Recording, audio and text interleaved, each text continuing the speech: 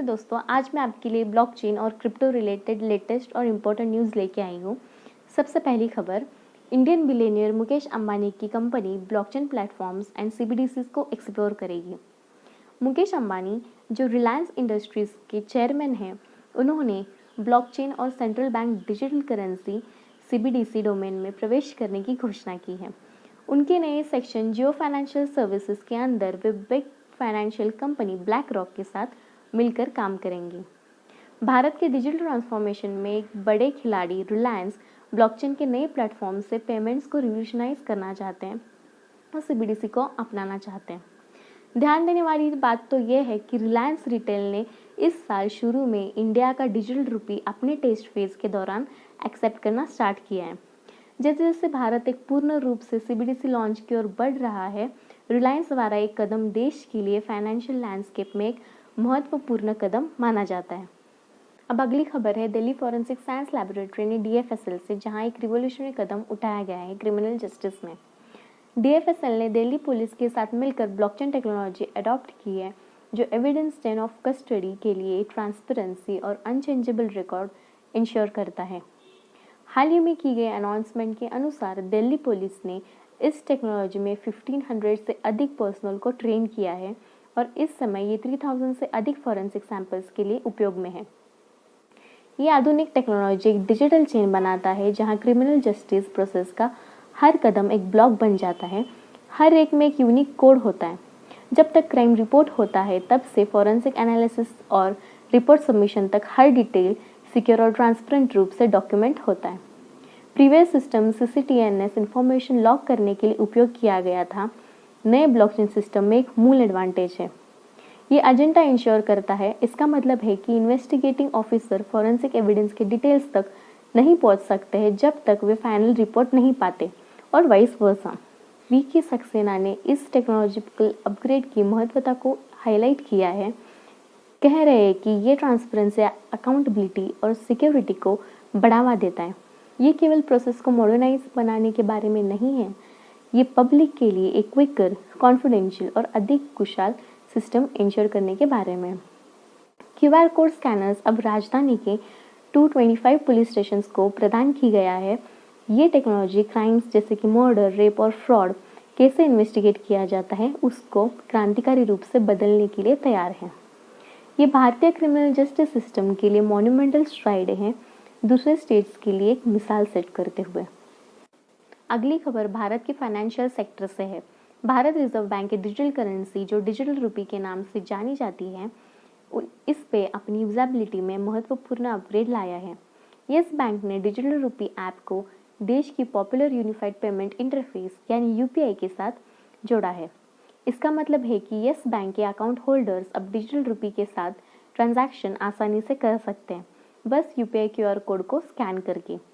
For some context, UPI को भारतीय national Payment corporation द्वारा ऑपरेट किया जाता है और देश भर में 150 मिलियन मर्चेंट्स द्वारा इसका यूज़ किया जाता है। अजय राजन, जो यस बैंक के एग्जीक्यूटिव है, उन्होंने बताया है कि ये कदम उनके कस्टमर्स के लिए बेहतर ट्रांजैक्शन कैपेबिलिटीज़ को प्रॉमिस करता है, जो भारत में सीबीडीसी उपयोग के उज्जवल भविष्य को दर्शाता है। याद रहे, यस बैंक पिछले दिसंबर शुरू हुई retail digital rupee pilot project में ऑलरेडी एक की प्लेयर थी, जो फरवरी तक $134 मिलियन के ट्रांजैक्शन को अंजाम दे चुकी थी।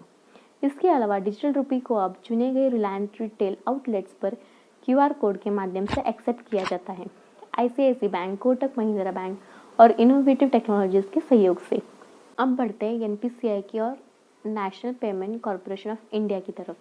भारतीय रिजर्व बैंक और 247 भारतीय बैंक के एक वेंचर एक अनुभवशाली ब्लॉकचेन एक्सपर्ट की तलाश में है। वो ये देखना चाहते हैं कि ब्लॉकचेन टेक्नोलॉजी आज के पेमेंट सिस्टम को कैसे बेनिफिट प्रदान कर सकती है।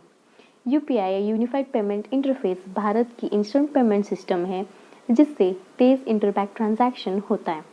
एनपीसीआई का प्रयास ब्लॉकचेन को यूपीआई में मिलाने का इसलिए है कि ये टेक्नोलॉजी तुरंत लाखों तक पहुंच सके। एनपीसीआई द्वारा एक ब्लॉकचेन हेड के लिए हाल ही में निकाली गई जॉब लिस्टिंग ने 200 से ज़्यादा एप्लीकेंट्स को अट्रैक्ट किया। इसलिए अगर आप एक ब्लॉकचेन प्रेमी हैं तो मेरे साथ जुड़े रहे ऐसे और भी इंटरेस्टिंग अपडेट्स के लिए। और अगर वो जानना चाहते हैं कि अप्लाई करने के लिए क्या प्रोसेस है, तो मुझे कमेंट सेक्शन में कमेंट करें।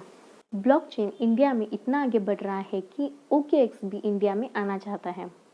जी हाँ, OKX वॉल्यूम के हिसाब से जो 6th सबसे बड़ी क्रिप्टो करेंसी एक्सचेंज है, अब उसकी नज़र भारत की तेज़ी से बढ़ रही वेब3 यूजर्स बेस पर है।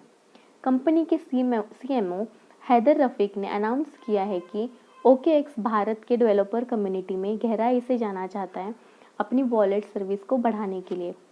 करंटली सिर्फ भारत के वेब3 यूजर्स का 5% मतलब लगभग 2 लाख OKX वॉलेट का यूज़ करते हैं।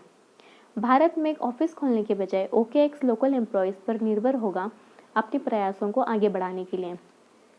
रफीक ने लोकल कम्युनिटीज़ को समझने और उनके साथ काम करने की महत्वता को महसूस किया है और उन्होंने बेंगलुरु में एक हैकाथॉन के लिए ब्लॉकचेन प्लेटफॉर्म नियो के साथ हाल ही में किए गए पार्टनरशिप को वो एक इनिशियल स्टेप मानते हैं। क्रिप्टो ट्रेडिंग भारत में लीगल है, लेकिन फिर भी कुछ क्लियर नहीं है।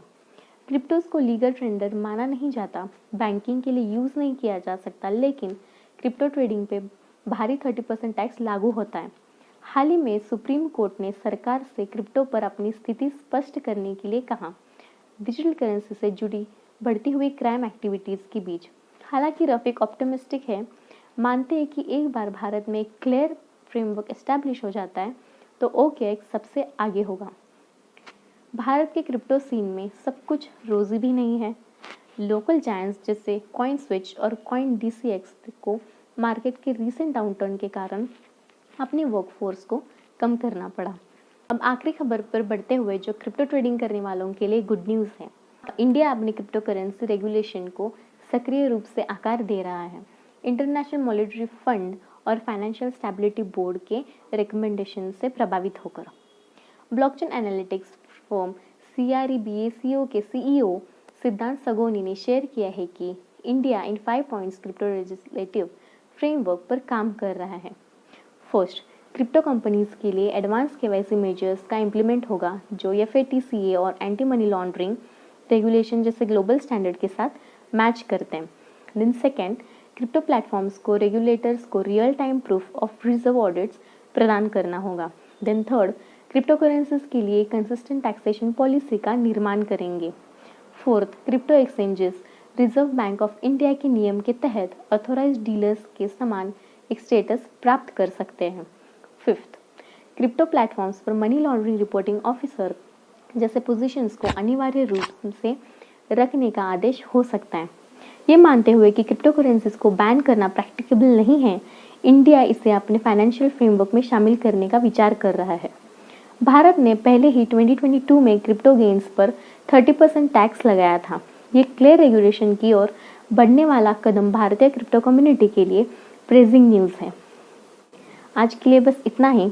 ऐसे और भी blockchain, crypto, NFT, metaverse related update के लिए मेरे चैनल को सब्सक्राइब कर लें और इंस्टेंट अपडेट्स के लिए मेरे इंस्टाग्राम चैनल को भी फॉलो करें। मैंने लिंक नीचे डिस्क्रिप्शन बॉक्स में डाला है। Thank you.